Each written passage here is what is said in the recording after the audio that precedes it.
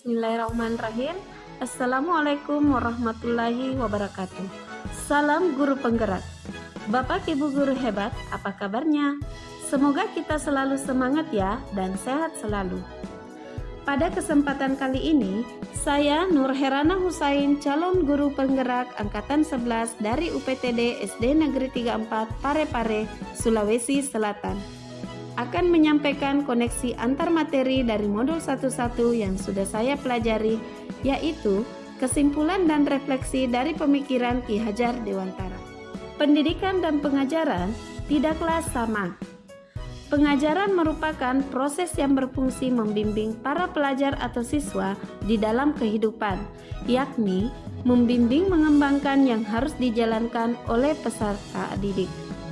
Pada hakikatnya, pendidikan adalah menuntun atau memberi tuntunan terhadap segala kekuatan kodrat yang dimiliki anak agar ia mencapai keselamatan dan kebahagiaan setinggi-tingginya, baik sebagai manusia maupun sebagai anggota masyarakat.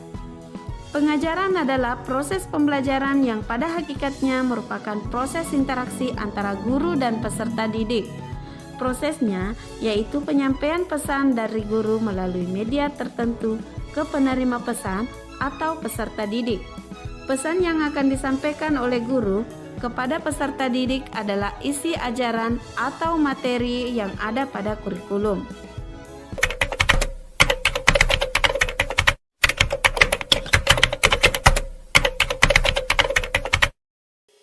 Sebelum mempelajari modul 11 tentang pemikiran Ki Hajar Dewantara, pembelajaran yang saya lakukan yaitu hanya sebatas transfer materi saja, yang menganggap ketuntasan dalam penyampaian materi lebih penting daripada memahami karakteristik peserta didik. Biasanya, saya hanya melihat nilai dari aspek kognitif saja. Hanya saat mereka mengerjakan tugas dan ulangan harian. Jika nilai murid sudah mencapai KKM, dianggap pembelajaran sudah berhasil.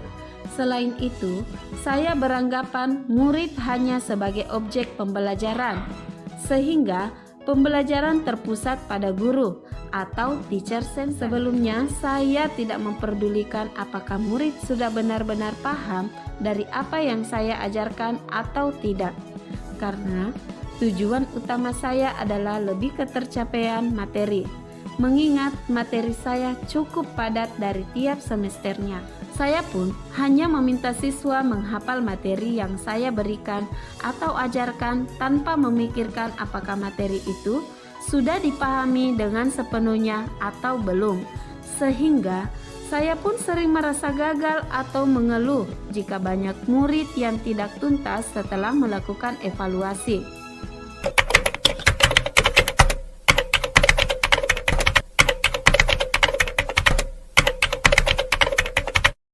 Setelah saya mempelajari modul 11 tentang pemikiran Ki Hajar Dewantara, saya menyadari apa yang saya pikirkan dan saya lakukan selama ini tidaklah tepat. Setelah mempelajari modul ini, saya mengalami perubahan. Hal yang berubah dari pemikiran atau perilaku saya adalah guru bukanlah satu-satunya sumber belajar siswa. Setiap peserta didik memiliki karakteristik yang unik, sehingga ketercapaian belajar tiap peserta didik berbeda-beda. Semua pelajaran diintegrasikan dengan penerapan budi pekerti. Selain perubahan pemikiran, saya juga mengalami perubahan perilaku, bahwa kita sebagai pendidik harus mengarahkan peserta didik belajar sesuai minat dan kemudian menerapkan strategi dan model pembelajaran yang kolaboratif dan bervariasi, serta juga mengarahkan pembelajaran berdiferensiasi sesuai minat dan kreativitas peserta didik. Kemudian, hal yang segera yang saya terapkan lebih baik agar kelas saya mencerminkan pemikiran Ki Hajar Dewantara adalah yang pertama, merancang dan menerapkan pembelajaran yang berdiferensiasi memperhatikan karakteristik, minat dan bakat peserta didik. Kemudian, aktif dalam belajar, kolaboratif memacu kerjasama peserta didik. Lalu variatif, tidak membosankan dan juga kreatif. Selain itu, saya juga berupaya menjadi guru yang menuntun, bukan menuntut. Kemudian, memperhatikan kodrat anak, mengutamakan budi pekerti, dan saya berharap dapat menginspirasi di lingkungan sekitar. Berdasarkan pertanyaan pemantik tadi, saya dapat menarik kesimpulan bahwa pendidikan adalah menuntun segala kekuatan kodrat yang ada pada anak dengan hati. Dengan menanamkan nilai-nilai budi pekerti agar anak kelak menjadi manusia merdeka, saya merefleksikan diri bahwa dalam pendidikan itu ada 3 kata kunci, yaitu merdeka belajar, kolaborasi, dan well-being.